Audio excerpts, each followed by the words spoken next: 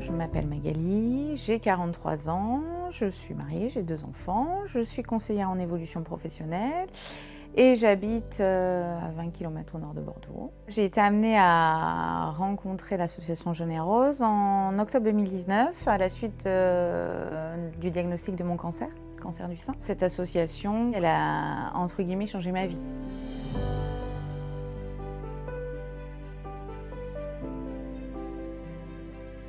J'ai entendu parler du traitement à domicile par mon oncologue en mars 2020. De suite est venue la peur en fait, de faire venir vraiment la maladie à la maison. Je n'avais pas forcément envie que mes enfants voient comment ça se passe. J'ai été très rassurée par l'infirmière qui était venue, qui m'a expliqué comment ça allait se passer. Moi, j'ai été rassurée de voir qu'au côté sanitaire et médical, ça soit pareil qu'à l'hôpital. Et puis finalement, par rapport à ma crainte, par rapport à ma famille, mes enfants, ça s'est super bien passé.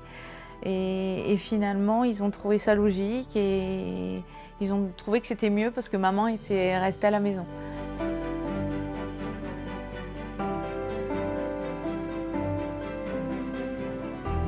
Mon oncologue a donc mandaté une équipe et a planifié l'organisation de ce traitement à domicile. J'ai été contactée par le service dédié de l'hôpital en charge du traitement à domicile, avec une infirmière coordinatrice en fait, qui m'a rassurée du déroulement, savoir sur quelle journée l'infirmière allait venir, que le personnel pouvait changer en fonction. Voilà, j'avais pas forcément la même personne qui venait. À chaque fois, 48 heures avant le passage de l'infirmière pour le traitement à domicile, j'avais un contact de l'hôpital à domicile pour faire le point sur si j'avais eu des effets secondaires, comment ça s'était passé, si j'avais des questions, si j'avais des doutes, voilà, prendre en compte mon état physique aussi.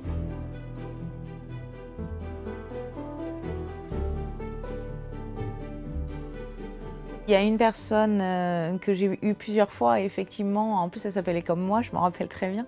On a noué en fait une relation privilégiée parce que finalement la durée du traitement peut être un petit peu longue. Et on n'échange pas que sur la maladie, on échange sur d'autres choses en fait, sur la vie de tous les jours et ça fait du bien.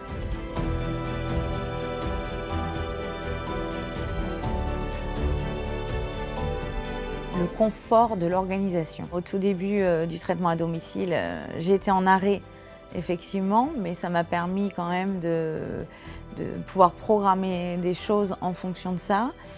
Et après, comme j'ai recommencé à travailler, c'était quand même beaucoup plus facile à anticiper. Je trouve ça intéressant, surtout quand on reprend un parcours professionnel ou autre, parce que ça nous permet de nous libérer petit à petit et de nous redonner confiance aussi.